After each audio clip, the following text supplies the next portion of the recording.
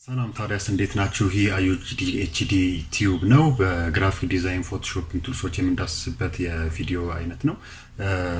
ዛሬ ቀጣይ ላይ ዛሬ ፐርስፔክቲቭ ቱል የሚለውን እንዴት እንደምንሰራበት እናያለን። እንከታተል።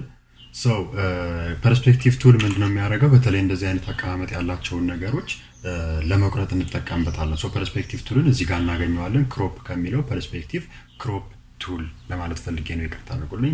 ፐርስፔክቲቭ ክሮፕ ቱል የሚለውን መጠቀም እንችላለን ማለት ነው።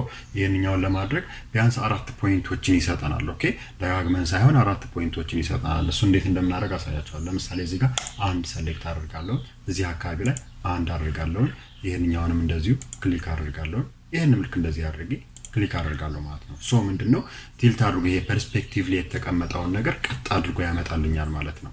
ስለዚህ እስቲ እንዴት እናደርጋለን የሚለው እናደርጋለን።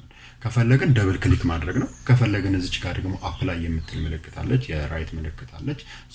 ክሊክ እናደርገዋለን ማለት ነው። እዚህ ጋር እንደምታዩት ተስተካክሎ ቀጥ ብሎ ለመቀመጥ ይሞክራል ማለት ነው። ስለዚህ ፐርስፔክቲቭ ቱልን በዚህ መልኩ አፕላይ ማድረግ እንችላለን። እንደዚህ እያደረግን በፐርስፔክቲቭ ቱል ሊቆረጡ የሚችሉ ነገሮችን ማየት እንችላለን ማለት ነው። ብዙም ተጨማሪ ነገር የለውም ፐርስፔክቲቭ ቱል። አዩጂዲ ኤችዲ ላይክ፣ ኮሜንት እና ሰብስክራይብ ማድረጋችሁን እንዳትረሱ። በቀጣይ ቪዲዮ እንገናኛለን። አመሰግናለሁ። ሰላም።